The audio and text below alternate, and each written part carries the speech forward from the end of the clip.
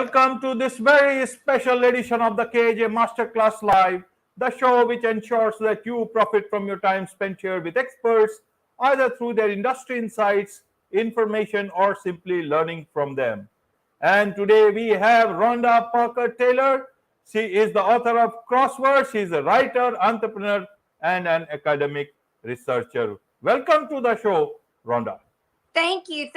I'm so glad to participate, and I'm really looking for a wonderful conversation that we can all learn from and just enjoy. It's just, meeting people from all around the world is the most exciting thing that anybody could ever experience, isn't it? Absolutely. And you are welcome to the show. You are welcome to India in this online form.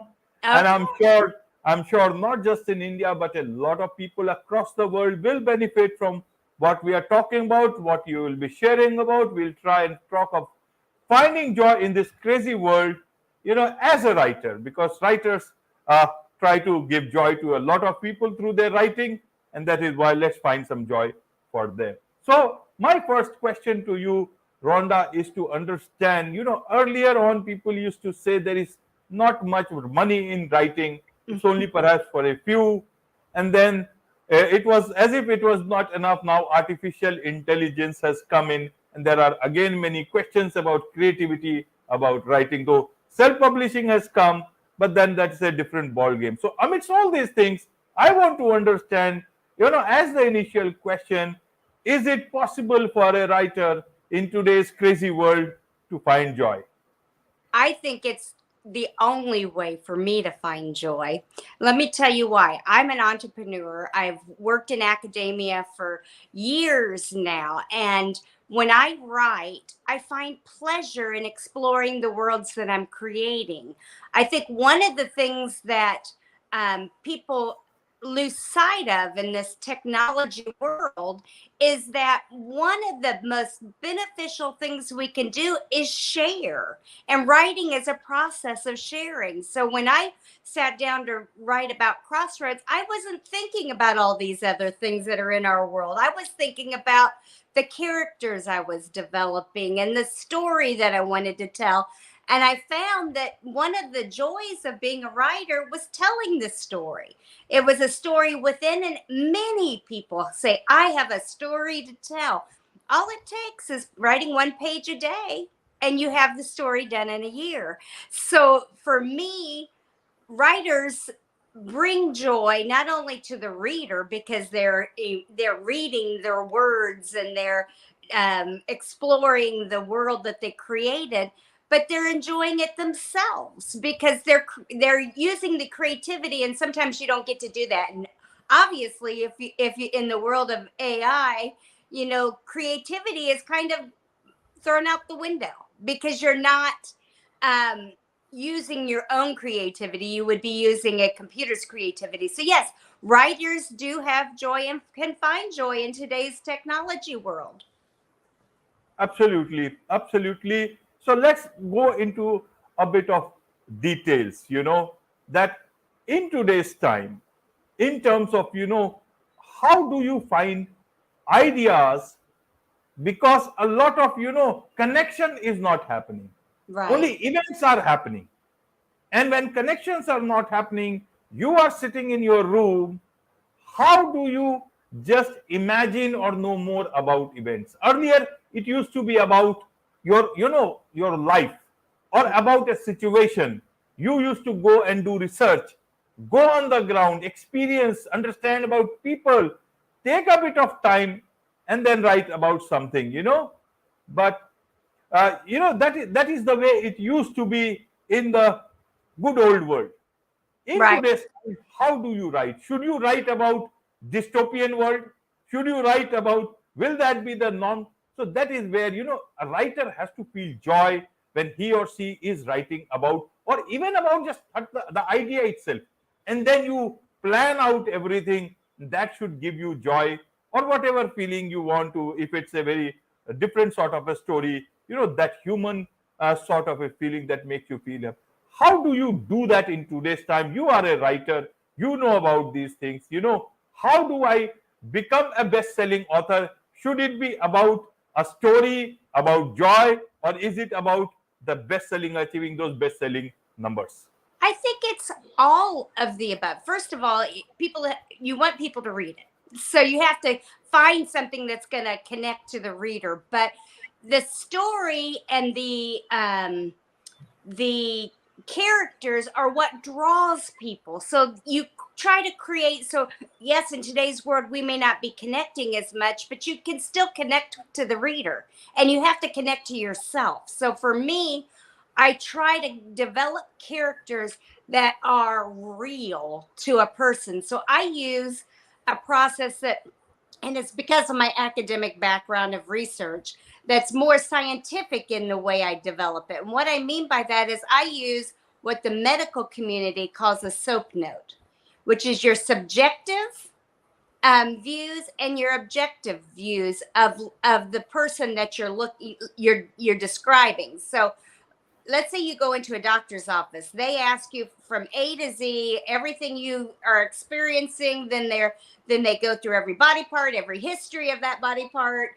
So I know if they've scraped their knee when they're 5 years old and had to have stitches, and then you also have what they observe. So that's like the emotional effect on, does a person have a flat effect, for instance, which is they show no emotion in their face. They're just flat.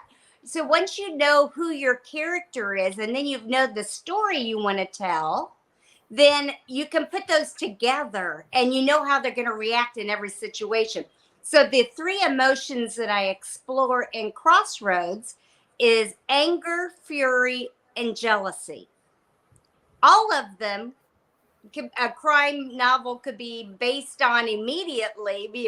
Anger causes crime, fury causes crime, and so does jealousy. But which one in this book is the one that is the culprit?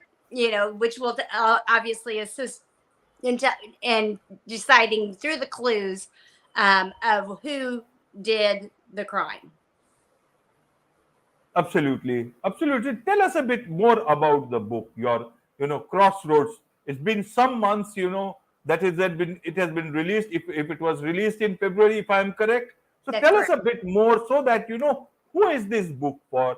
What can people learn from this book? You have, you know a lot about. You write more from your educational works to fiction, and you have done a lot of research on emotional intelligence. Has that come out into that book? I will come to emotional intelligence also later on, but I want to understand what is it that the book entails? Why should one read your book? Well, Crossroads is based in 1982. It's about a woman who feels like she's got everything together. She's a type A personality. For those of people that have never done personality testing, type A means they're driven, they're goal oriented, they base a lot on the core value of work and career and achieving goals. And so she's working in the downtown Indianapolis area. She's in finance. She thinks she's got everything together. Then she gets called to jury duty. And as a lot of people in the United States do, they would love to get out of jury duty because it's taking them out of the everyday work. Yes, that's part of the foundation of our government. But guess what? That also means you might be dedicating yourself to 2 or 3 days in a courtroom, and you really have projects to do. And so this completely throws her out of her normal world. So she ends up being the foreman of this jury, but she also ends up having to reevaluate who she is, because now she's in the justice system. Even though she's part of the jury, she's being exposed to things that she never would have been exposed. 15-year-old kids dying, being punished as adults, all these things that you see that you think, oh, that seems so unjust. So she's questioning all this, but then meanwhile, she's finding the lessons in it too. And that is, am I fulfilling my purpose? So she's seeing all this going on, and people around her are getting sick. They're dying. And, you're wondering what's happening. Why is this happening to the people around her? And when she's going through this process, she realizes she isn't balanced. even though that type A personality is what she's been told is the right thing and we should do this. And I think, so many cultures are this way, where you just want to strive and be the most educated and be the most successful. And you want this and you want that. And when you don't have balance, you really are robbing yourself from your authentic self. And she realizes this, but meanwhile, all of these events are happening around her, and it's like a game of Clue. If you've ever watched the game of Clue or read any of Agatha Christie's books, where it's like you just get a twist and a turn, and you're trying to figure out who's doing it and what happened. She was also having to go through life as she's unbalanced, trying to navigate her work world, the jury, her personal life, and she's realized, wait a minute, I'm just not fulfilled. But meanwhile, her boss is having problems. Even the police officers are getting sick, and nobody knows why this is happening until the end. And I don't want to be a spoiler alert, so I'm not going to tell you that. But the whole thing is about, are you really preparing yourself, and are you balanced? And in Proverbs, it says, anger is cruel, fury is overwhelming, but who can stand before jealousy? Envy makes the bones rot. And so I try to leave a message in it that also allows you to explore whatever the emotions of that book is. Because as you think about today's society, we talked earlier about the technology, we are told every day, you have to be bigger, faster, stronger, smarter, all of these things, because technology tells you everybody else is prettier and more successful than you.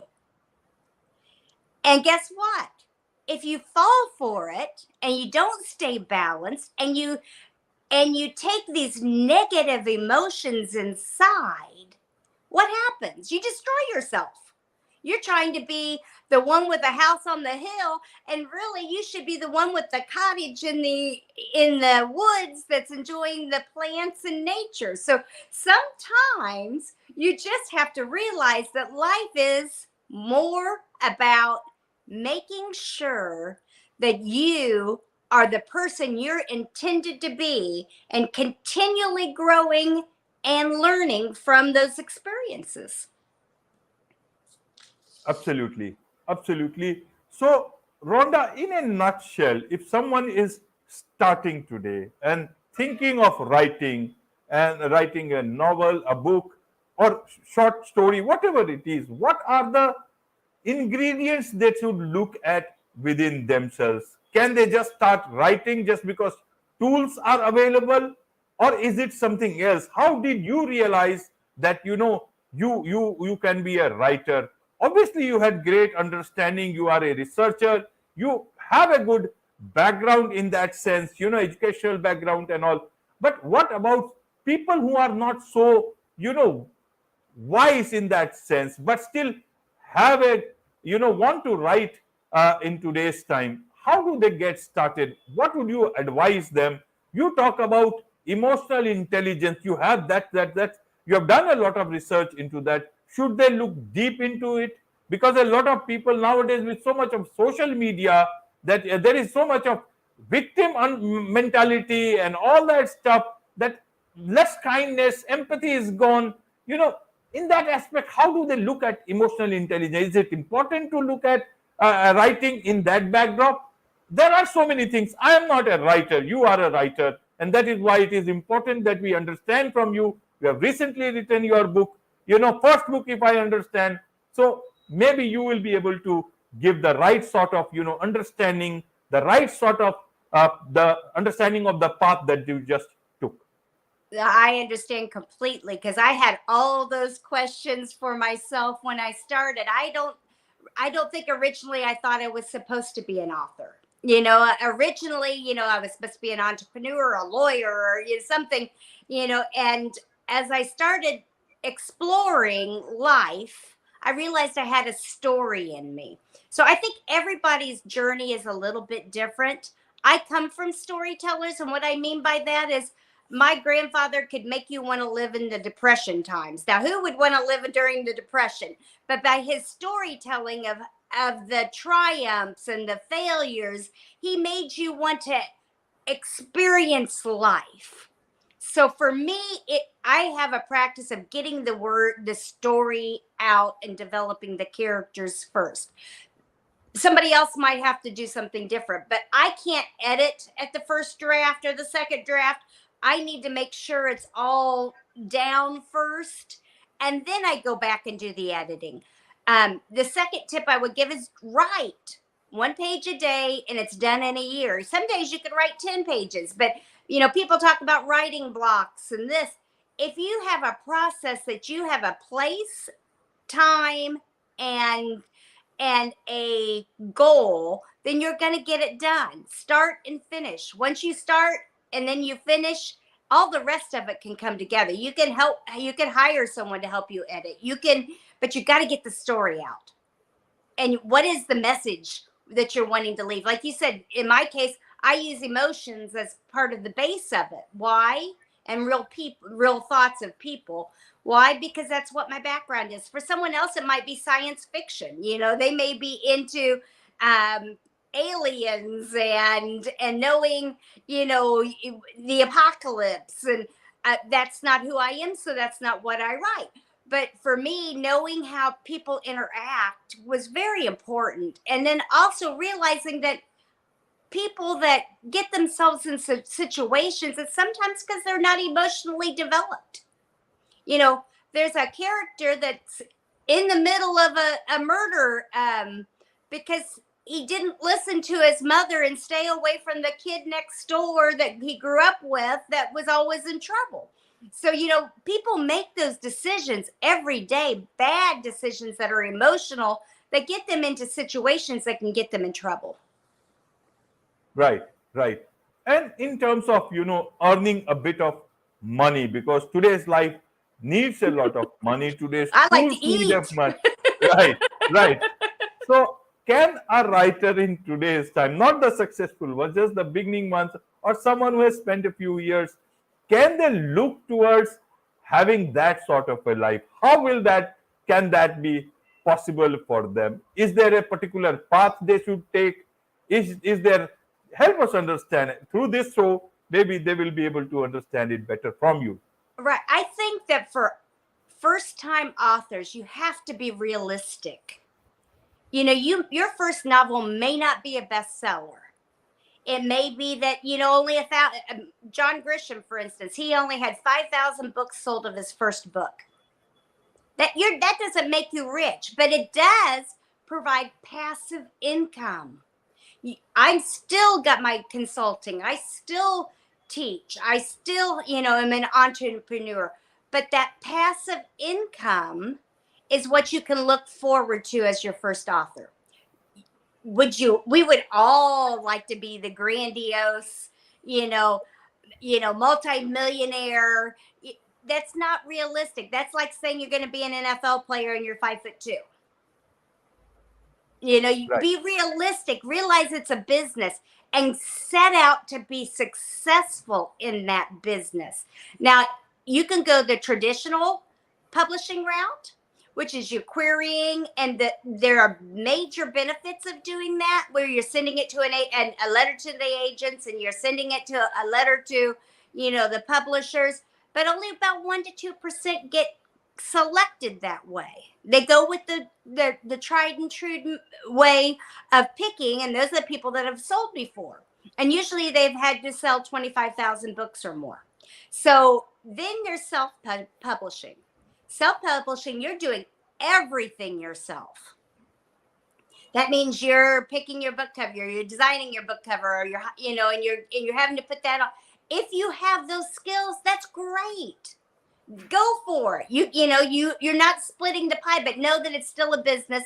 You're going to have to know all the tips and traits. Like a good one that for all you self-publishers out there, or that are thinking about self-publishing, you cannot get in a bookstore unless you're on Ingram Sparks' website for bookstores to order it. So don't think you can just throw it up on Amazon and it's going to you're going to have the dream of it being inside of a bookstore. It's not going to happen. So, you need to know the tips and the traits, so that then if you're a self-publisher, you need to go and join the groups that other authors can help and share these tips to you. Now, I picked a blended matrix. I went with Mindster Media, which is a publisher that's more like the traditional route, but they help you create your brand and your marketing. I looked at it from a business standpoint. Who is going to get me out there where people understand my books and who I am, and create the websites and do all that? So I went with a blended of the two, because that was what worked for me. I didn't have time to figure out how to put a barcode on a book. I needed a publisher, but at the same time, I couldn't sit there at first and do all the tasks and all the uploads and all of that, because time was limited, and two, you have to kind of, am I going to write or am I going to promote myself? So I went with a blended matrix. I think everybody has to pick the one that's best for them. Absolutely. Pick the things that is best for them. Do things that is best for you. In terms of de-risking, writing can be, it's a full-time job. A lot of effort is required, and it can give fruits maybe in the long run. Not everyone succeeds in the first few years. So what are the things that they can do to de-risk themselves, or they just to keep on focused on writing? Well, no, you're going to have to market. Nobody's going to read it unless you market. It's a business. If your advantage, your competitive advantage as a writer is to write, and you can crank out book after book after book, then yeah, maybe you need to hire a social media person, or hire, an agent, or hire someone that can do that part for you. But if you can balance both, then you do both. Like I love the social media aspect of going in and seeing what people are saying and interacting with people, but at the same time I have to look at the opportunity cost. Here's the business part of it again. You have to say, if I'm always posting or creating the content, then who is going to write for me? Which is more important? And my sister is my sister and my husband all the time. Are you writing, or are you on social media? And I have to say, okay, it's time for me to put all that aside and write. Because if I don't write a page a day, I'm not going to have a second novel. If I don't write a page a day, my self-help book on life balance is not going to get published. So, you have to balance it. It's all about a balancing. Everything is. And then when do you take time so your back doesn't hurt? If you're at the computer all the time, get out, walk, breathe, meditate. You have to, being an author sounds all glamorous or a dream, and it is a dream. It's wonderful. It's like creating your own business, too. Any of your entrepreneurs out there, you do master classes and everything out there. I've looked at your videos, and people, if you're not a follower yet, you need to follow. It doesn't matter whether you're in India, Ireland, England, United States, follow, because the master classes tell you how to be successful by the tips of people that have had to learn from their own mistakes.